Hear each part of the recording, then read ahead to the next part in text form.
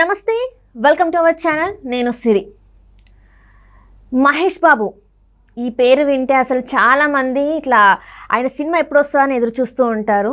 And ఇంకొకటి ఏంటంటే రాజమౌళి, ఇంకా ఈ డైరెక్టర్ పేరు చెప్తే మాత్రం ఇంకా ఏంటంటే వరల్డ్ వైడ్గా ఎప్పుడు ఈయన సినిమా వస్తుందని ఎదురు చూస్తుంటారు. అయితే ఈ ఇద్దరి కాంబినేషన్లో ఒక సినిమా వస్తుందని చెప్పేసి అందరికీ తెలిసిందే. అయితే ఈ సినిమా ఎప్పుడు స్టార్ట్ అవుతుంది, ఎప్పుడు ప్రేక్షకుల ముందుకు వస్తుంది, ఇదంతా ఒక ఎత్తు. అయితే ఈ సినిమాకి సంబంధించి ఒక న్యూస్ అయితే వైరల్ అయింది. అదేంటంటే ఈ సినిమాకి సంబంధించి డైరెక్టర్ కావచ్చు అండ్ హీరో కావచ్చు ఇద్దరు కూడా రెమ్యునరేషన్ తీసుకోవట్లేదు అని చెప్పేసి వార్తలు అయితే వస్తున్నాయి. ఇందులో ఎంతవరకు వాస్తవం ఉంది, అసలు దీని వెనకాల ఉన్న కథ ఏంటి అనేది వివరించడానికి మనతో పాటు ఉన్నారు ప్రముఖ మూవీ క్రిటిక్ యజ్ఞమూర్తి గారు. నమస్కారం సార్. నమస్తే అమ్మా. సార్, ఇప్పుడు వస్తున్న వార్త ఏంటంటే రాజమౌళి గారును మన సూపర్ స్టార్ మహేష్ బాబు గారు ఒక సినిమా తీస్తున్నారు. అది అందరికీ తెలిసిన విషయమే. కాకపోతే ఇప్పుడు వైరల్ అవుతున్న న్యూస్ ఏంటంటే వీళ్ళిద్దరు ఈ సినిమాకి అసలు రెమ్యునరేషన్ తీసుకోవట్లేదు అని చెప్పేసి వార్తలు వస్తున్నాయి. అసలు దీని వెనకాల ఉన్న కథ ఏంటి సార్? ఇప్పుడు నిజంగానే ఇవాళ ఈ న్యూస్ చక్కర్లు కొడుతూ ఉందన్నమాట. మామూలుగా అయితే మనకు మామూలు ఒక సినిమా చేశారంటే హీరోకి డైరెక్టర్కి రెమ్యునరేషన్ తీసుకుంటారు. వాళ్ళ యొక్క డిమాండ్ని బట్టి, వాళ్ళ యొక్క బిజినెస్ మార్కెటింగ్ అయ్యే దాన్ని బట్టి వాళ్ళ సినిమాలు దాన్ని బట్టి వాళ్ళ రెమ్యునరేషన్ అనేది ఆధారపడి ఉంటాయి. సో తర్వాత ఏమైంది అంటే వాళ్ళ రెమ్యునరేషన్లు ఎక్కువైన తర్వాత ఒక ఏరియాకి రైట్స్ని వాళ్ళకి ఇవ్వడం మొదలుపెట్టారు హీరోలకి. సో అట్లా ఇప్పుడు చిరంజీవి దగ్గర నుంచి మహేష్ బాబు దాకా కూడా వీళ్ళందరూ కూడా వాళ్ళ ఎంతవరకు రెమ్యునరేషన్ అవుతుందో దానికి తగ్గట్లుగా తెలంగాణ ఏరియా అంటే నైజాం ఏరియా రైట్స్ తీసుకోవటం, లేదా ఇంకో ఏరియా రైట్స్ తీసుకోవటం, అంటే వాళ్ళ ఏరియా ఇచ్చేస్తారు, వాళ్ళ తరపున వేరే వాళ్ళు రిలీజ్ చేస్తారు. అలా ఆ ఏరియాకి సంబంధించినటువంటి మొత్తం బిజినెస్ వీళ్ళకే చెందుతుంది అనమాట. అలా వ్యాపారం జరుగుతూ వస్తుంది. అలా కాకుండా ఫస్ట్ టైం ఇప్పుడు ఈ సినిమా సంబంధించి ఇంతవరకు సినిమా మొదలు కాల, స్టార్టే కాల ప్రొడక్షన్ వర్క్. కానీ ఇద్దరు అటు మహేష్ బాబు కానీ ఇటు రాజమౌళి కానీ వాళ్ళిద్దరూ రెమ్యునరేషన్స్ తీసుకోవట్లేదు. కానీ ప్రాఫిట్లో దానికి వచ్చే ఏదైతే రేపు రిలీజ్ అయిన తర్వాత ప్రాఫిట్ అయితే వస్తుందో ఆ ప్రాఫిట్లో షేర్ తీసుకుంటారు. అది కూడా దట్టు కూడా ప్రొడ్యూసర్ కంటే ఎక్కువ తీసుకోబోతున్నారు అనే ఒక న్యూస్ ఇప్పుడు వైరల్ అవుతా ఉంది. సో ఈ సినిమాని దుర్గా ఆర్ట్స్ కేఎల్ నారాయణ అని చెప్పేసి ఆయన ప్రొడ్యూస్ చేస్తున్నారు. చాలా కాలం తర్వాత ఆయన ప్రొడక్షన్ దూరంగా ఉన్నారు. ఎప్పుడో 10 ఏళ్ళ క్రితం మహేష్ బాబుకి ఆయన సినిమా కోసం అడ్వాన్స్ ఇచ్చున్నారు. సో ఆ రోజుల్లోనే ఒక మిర్చి వీళ్ళిద్దరు కాంబినేషన్, మహేష్ బాబు రాజమౌళి కాంబినేషన్లో మిర్చి అని ఒక సినిమా చేయాలని చెప్పేసి అప్పట్లో ఒక టాక్ నడిచింది. అంటే ఇప్పుడు అది ప్రభాస్ చేసిన దానికి సంబంధం లేదు, కానీ అది అప్పుడు రాలా, అప్పుడు పట్టాలెక్కల. కానీ ఆ మిర్చి అనే టైటిల్ తోటి ప్రభాసు కొరటాల శివ కాంబినేషన్లో సినిమా వచ్చిన మన సంగతి తెలుసు. అలా ఆ మిర్చి అనే టైటిల్ మహేష్ బాబు నుంచి ప్రభాస్కి వెళ్ళిపోయింది. అది వేరే కథ. సో అప్పటి నుంచి కూడా అంటే మోర్ దాన్ 10 years అనమాట. అప్పటి నుంచి కేఎల్ నారాయణ వీళ్ళిద్దరు కాంబినేషన్ సినిమా కోసం వెయిట్ చేస్తూనే ఉన్నారు. వేరే సినిమాని ఏ సినిమాని ప్రొడ్యూస్ చేయకుండా ఆయనకి వేరే వ్యాపారాలు ఉన్నాయి, అవి చేసుకుంటూ ఉన్నారు. సో ఇంతకాలానికి ఇప్పుడు ఇది మెటీరియలైజ్ అవుతా ఉందన్నమాట. సో విజయేంద్ర ప్రసాద్ ఆల్రెడీ దానికి కథ సిద్ధం చేశారు. సో ఎన్ని రోజులు పడుతుంది ఏంటి అనేది కూడా వాళ్ళకి ఇప్పుడు తెలియదు. అలా దాన్ని షెడ్యూల్స్ అయితే ఉన్నాయి, ఇంకా చేసుకోలేదు. ఎట్లా అవుతుంది ఏంటి అనేది ఆ ప్లానింగ్లోనే ఉన్నారు.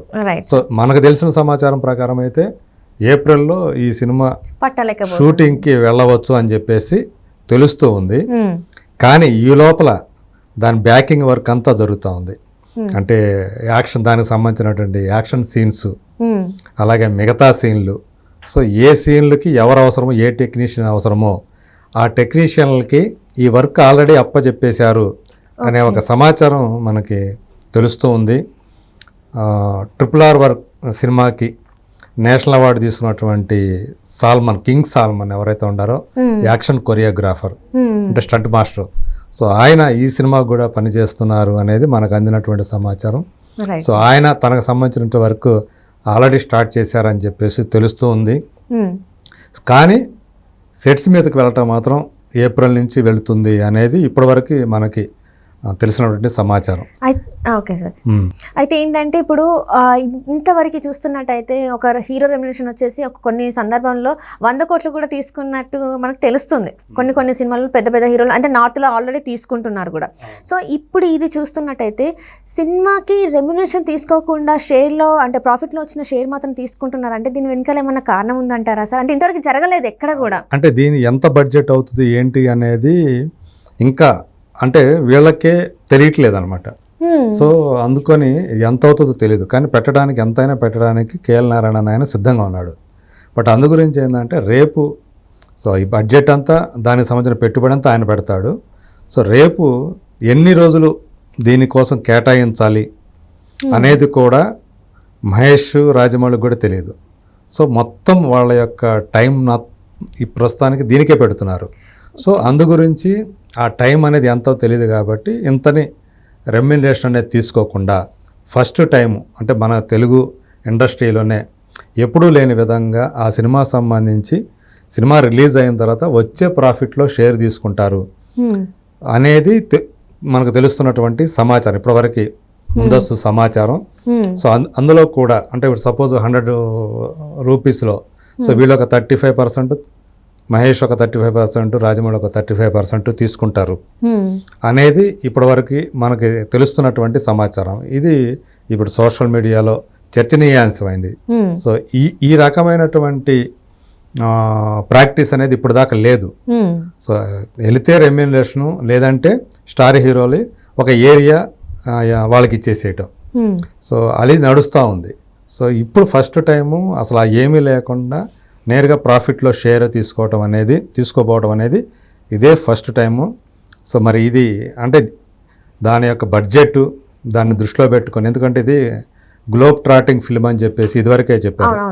అంటే మనం లోకం చుడతాడు ఇందులో హీరో. ఒకప్పుడు ఎంజీఆర్ ఒక సినిమా తమిళ్లో చేస్తే దాని తెలుగులో లోకం చుట్టూను వీరుడు అని చెప్పి డబ్ చేశారు లాంగ్ ఎగో, చాలా కాలం క్రితం.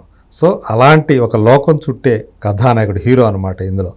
సో అది కూడా ఒక forest backdrop, African forest backdrop తోటి ఈ సినిమా ఉండబోతుంది అనేది మనకి తెలిసిన సమాచారం.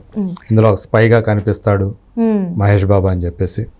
సో ఏదేమైనా అంటే రాజమౌళి మహేష్ బాబు కాంబినేషన్ అనేదే ఇవాళ చాలా అతిపెద్ద హైప్ తీసుకొచ్చినటువంటి ఫిల్మ్ అది. మొదలు కాకముందే అంటే ఎప్పుడో కొన్ని నెలల ముందే దీనికి సంబంధించినటువంటి హైప్ క్రియేట్ అయిపోయింది. సో బాహుబలి, RRR సినిమాల తర్వాత రాజమౌళి క్రేజ్ ఏ లెవెల్లో ఉందో చూసాం. సో ఆయన నేషనల్ లెవెల్ దాటిపోయి ఆస్కార్ లెవెల్. సో ప్రపంచవ్యాప్తంగా రాజమౌళి ఈరోజు noted person, well known person. So కాబట్టి మహేష్ బాబు కరిష్మా కనుక యాడ్ అయితే మహేష్ బాబుకి ఎలాంటి అంటే ఒక్క తెలుగుకే పరిమితమైనటువంటి హీరో ఇప్పటివరకు అతను. సో ఇప్పటిదాకా మిగతా తన సాటి హీరోలు చాలామంది పాన్ ఇండియా లెవెల్లోకి వెళ్ళిపోయినప్పటికీ కూడా ఇప్పటివరకు కూడా గుంటూరు కారం వరకు కూడా ఒక రీజనల్ ఫిలింకే కట్టుబడి ఇప్పటివరకు ఉన్నాడు. ఫస్ట్ టైం ఆయన పాన్ ఇండియా కాకుండా పాన్ వరల్డ్ లెవెల్లో వెళ్ళబోతున్నాడు. సో ఆయన కరిష్మా ఏదైతే ఉందో అది యాడ్ అయ్యి ఈ సినిమాకి చాలా అంటే ఇప్పటి వరకు కనీ విని ఎరుగని కలెక్షన్స్ తీసుకొస్తాయి అనే నమ్మకం అందరిలోనూ కలుగుతూ ఉంది. సో దాన్ని బట్టి వీళ్ళు ఆ మోడల్లోకి అంటే రెమ్యునరేషన్ మోడల్ కాకుండా ప్రాఫిట్ షేర్ మోడల్లోకి వాళ్ళు ఆ బిజినెస్లోకి వెళ్తున్నారు అని చెప్పేసి మనకు అందుతున్నటువంటి సమాచారం. అంటే ఇక్కడ ఒక డౌట్ సార్ నాకు ఏంటంటే, మామూలుగా జక్కన్న సినిమాలు అంటే సంవత్సరం 2 సంవత్సరాలు కాదు 5 సంవత్సరాల స్పాన్ తీసుకునే మనిషి. సో ఈ 5 సంవత్సరాలు మరి వీళ్ళు ఎలా అంటే రెమ్యునరేషన్ తీసుకోకుండా వీళ్ళ ఎలా ఉండబోతుంది అసలు? అంటే ఇది ఒక సింగిల్ సినిమాకి వస్తుందా లేకపోతే ఏంటి ఒక ఫ్రాంచైజీ లాగా వస్తుందా అనేది ఒకటి నడుస్తూ ఉంది. ఇది సింగిల్ సినిమా కాదు, ఫ్రాంచైజీ లాగా ఒక 3 భాగాలుగా వచ్చే అవకాశం ఉందని కూడా వినిపిస్తూ ఉంది. అంటే నిజంగా ఒకవేళ అది నిజమైతే కనుక మీరు అన్నట్టు అది 5 సంవత్సరాలు పడుతుందా ఇంకెన్ని సంవత్సరాలు పడుతుందా అని మనం చెప్పలేం. బట్ ఒక సినిమా అనుకున్నా కానీ కనీసం 2 సంవత్సరాలు ఈజీగా తీసుకుంటాడు. సో ఇప్పుడు ఒకవేళ ఇప్పుడు ఏప్రిల్లో షూటింగ్ మొదలైనా కానీ 2025లో కాదు 2026లో వచ్చే అవకాశం ఉంది ఈ సినిమా. సో అప్పటిదాకా మహేష్ నుంచి ఫ్యాన్స్ సినిమాలు చూడలేరు తెర మీద. అంటే ఈ సంవత్సరం ఆల్రెడీ గుంటూరు కారం వచ్చేసింది, ఈ సంవత్సరం చివరి దాకా మళ్ళీ ఇంకో సినిమా రాదు, 2025లో కూడా అసలు రాకపోయే అవకాశం ఇంకా 2026లోనే మనం 6లోనే మనం తెర మీద మహేష్ బాబుని చూసేది. బట్ రాజమౌళి ఎలా తీసుకొస్తాడు, హీరోని ఎలా చూపిస్తాడు ఏంటి అనేది మనం చూస్తూ వస్తున్నాం ఆయన మొదటి సినిమా నుంచి కూడా. కాబట్టి ఈ సినిమా వేరే లెవెల్లో ఉంటుంది. అంటే మనం ఇప్పటిదాకా ఏవైతే ఏ లెక్కలు చూడని రేంజ్లో ఈ సినిమా లెక్కలు ఉండబోతున్నాయని చెప్పేసి అనుకుంటున్నారు. బహుశా అదే నిజం కావచ్చు కూడా. Right sir, right. Thank you so much sir. Thank you.